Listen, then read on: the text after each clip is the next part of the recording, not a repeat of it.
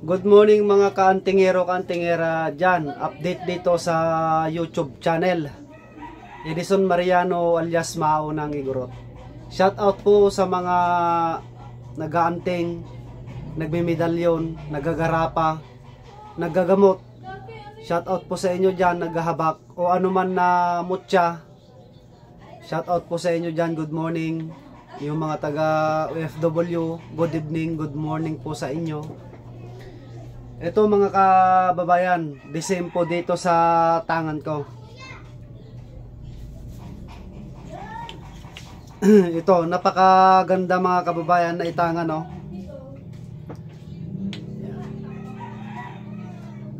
Napakaganda mga kababayan na itangan. Ito po ay dignum bakal.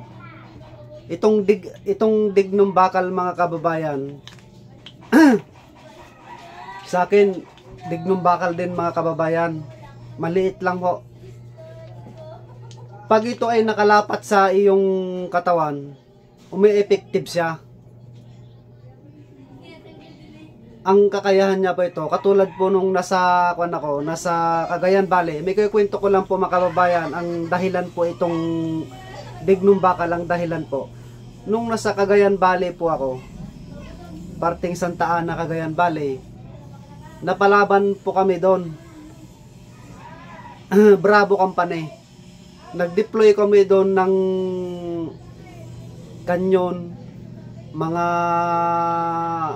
bala, ganyan. Napalaban po kami doon. Isang kasamaan po namin na tinamaan po sa ulo, naalis po itong baon niya.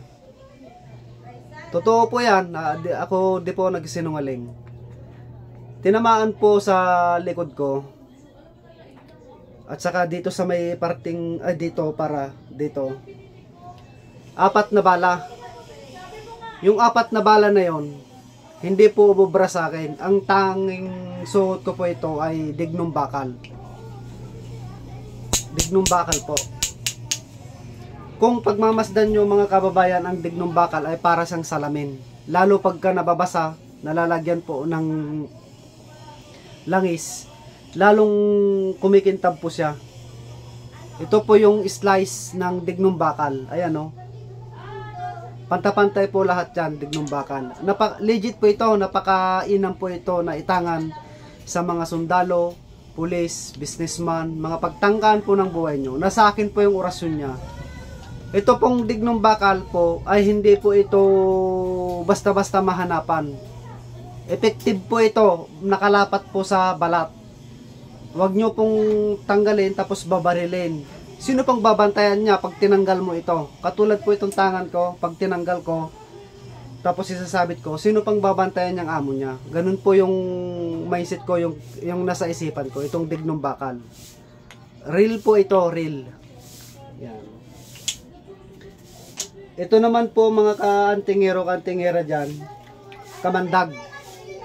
Ang kamandag po ay maganda po ang kamandag kasi nandito po nakapaloob po lahat ng mga kakayahan po ng mga kapangyarihan. Kamandag po. Yan. Napakainam po mga kababayan ng magtangan po ng kamandag. Yan.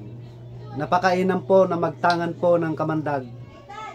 Napaka legit. The same lang din po dito sa dignum bakal po. The same lang po dito sa dignum bakal. Pero ang sabi ng matatanda, mas mabisa daw ang kamandag.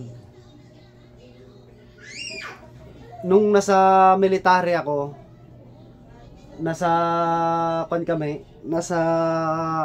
Isabela, subok ko na talaga itong dignum bakal eh.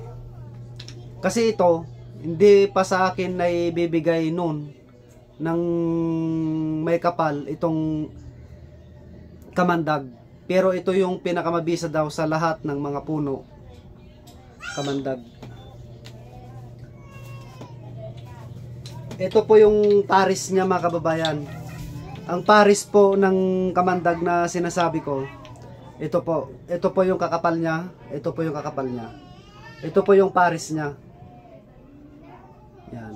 Kung makita nyo, para siyang salamin, mga nagkikintaban, nagkikislap sa mata. Real po ito. Ito po ay dignum bakal. Yan. Tapos kamandag.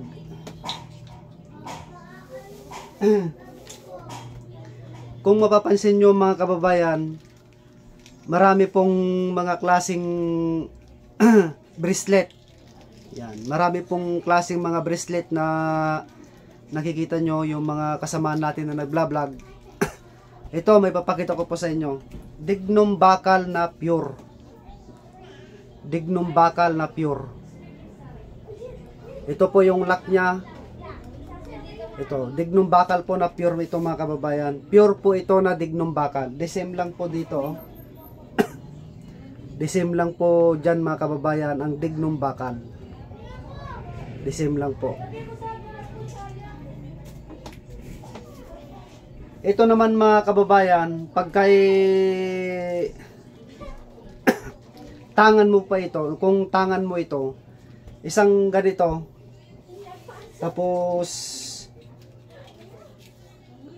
ito, kamandag at saka dignum bakal, sa kamay, siyempre bracelet sa kamay, ito sa harapan, ito naman sa likod. Tapos siyempre, may ganito ka nga, paano mo, kunwari ikaw ay naghingalo o nag 50-50, paano mo ito papagaganain upang mabuhay ka. Yan. Kaya meron din po ito mga kababayan ng lana de guerra na tagabuhay po ng tao. Ito po ay tagahakot po ng swerte, pati po itong bracelet na dignum bakal sa mga kapayapaan, nag-aakot po ng mga swerte, pang negosyo. Ito po ay nakulo.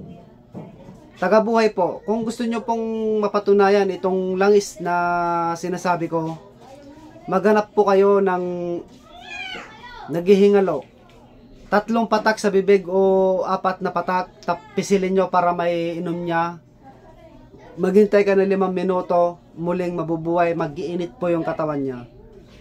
Wala pong ganito na nagsasabi. Ako po yung nagsasabi mga kantingero dyan.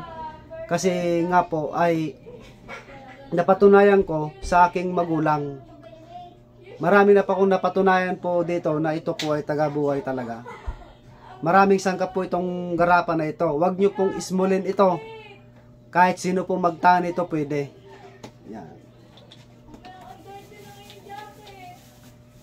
Meron din dito mga kababayan na aserong bakal. Ang aserong bakal po ay hindi po basta-basta nakakukuha po sa puson po ng dagat. Ito po yung aserong bakal. Para sang suso. Kahoy po yan. Ang effective niya po ito basta nakalapat po sa balat mo. Pag tinanggal mo na ito at pinabaril mo, mawawasak talaga. Pero sa katawan mo, tatredurin ka, tatagayin o babarilin, nag-effective po ito. Nasa akin din po yung orasyon niya. Aserong bakal. Siyempre, may kasamaan din po ito na lana de guerra ulit. The same lang po sa bracelet kanina at sa kamandag, sa dignum bakal. Pagka may ganito na tangan, meron din pong ganito. Hindi maaari na magkakahiwalay po para ikaw ay naghingalo o kailangan ng tulong, meron ka pong iinumin na tagabuhay po. Yan. Pwede po sa pamilya, sa bata, o sino man ang iinom. Itong lana de guerra na gawa po ng igorot. Napakainan po ito.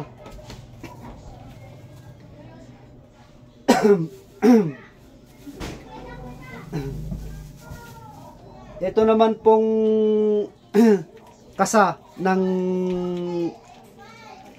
malala talaga man. Talagang solid talaga ito na solid talaga ito. Yung mga naghahanap po ng ganito, solid talaga ang paggagawa niya kasi tinawag sa akin ang set ay ganito. Yan. Pinagbigyan natin ng isang subscriber. Ang aking messenger pala ay Edison Bucareli Mariano. Ito ho, kwentas po siya. Tignan nyo naman ang kasa niya. Grabe ng kasa niya mga kababayan. Ayan o. Ito yung kasa niya o. Ang lalaki ang makasa niya. Hindi po lugi. Yan. Italikod po natin to para makita maigi. Hindi po lugi ang magtangan. Lahat po nandyan. Panghalina meron. Lahat po yan ay meron. 1, 2, 3, 4, 5, 6, 7. Solid mga kababayan. Talaga, ay sakit ng ulo. Kung kayo po ay sinusuot nyo po ito, para biro lang, sakit ng ulo. Naggaganyan ng ulo mo, tas kikilabutan ka.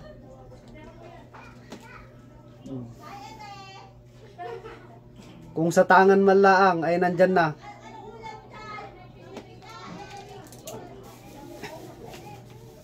Kung ikaw naman mga kababayan ay naggagamot, kung ang karil mo ay naggagamot, mga kombate espiritual sa digmaan, kumpleto po tayo dyan. Ito po. Yan o. Napakaganda mga kababayan o. Simple siya mga kababayan. Simple lang. Simple lang pero nakakasilaw po ng mata. Ako lang po yung gumagawa ng ganito. Klase-klase po na dignoma. Kalikasan po kasi. Nandyan po tayo sa kalikasan. Gaganda po. Lalo na po yung cross. Itong cross po ay dignum bakal. Baka mamaya may magchat-chat, magte-text na naman. Dignum bakal po ito. Nandito po lahat ng dignum. Ito, dignum goma. Ang ganda oh. Oh, para maliwanag. Ang ganda mga kababayan. Oh. Baka sabihin yung manipis yan. Ang kapal yan oh. Kapal. Oh. Ang ganda. Kung ikaw ay naggagamot, kung ikaw ay sundalo pulis, aba, ano pang hinihintay mo dyan? Baka ikaw ay mapasubo sa bakbakan, wala kang depensa. Baka matawag mong yung magulang mo. Ito po. Napakaganda oh. Lalo pag nasa loob ng balat mo yan, napakaganda. Kasang malupit po ito mga kababayan. Pang malupit talaga. Marami pong naghahangad po ng ganito. Bihira po yung makakuha. Dignum bakal, ganyan. Ang dami po ito kung mapapansin nyo. Saan ka naman kasi nakakita ng dignum bakal? Maraming dignum. Yun po ay Siete Virtutes. Dignum na Siete Virtutes. Hindi po ito. Hindi po kagaya. Ito po ay dignum bakal. Hindi po ito Siete Virtutes. Hindi po ito dignum purpura. Ang dignum na purpura, may nag-comment kasi sa akin, dignum purpura. Ang nag-comment kasi sa akin, hindi daw pwedeng paukitan ang dignum bakal. Maniwala ka po sa hindi, pwede po. Ayan o. Hindi, ang dignum, yung sinasabi niya siguro, yung dignum purpura. Kasi pag yung dignum purpura, paukitan mo, na nagkakrak siya. Dignum bakal. Yeah. Maraming salamat po sa inyo sa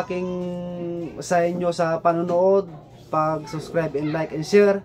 Palambing naman po dyan mga kababayan natin. Paki-share na lang po.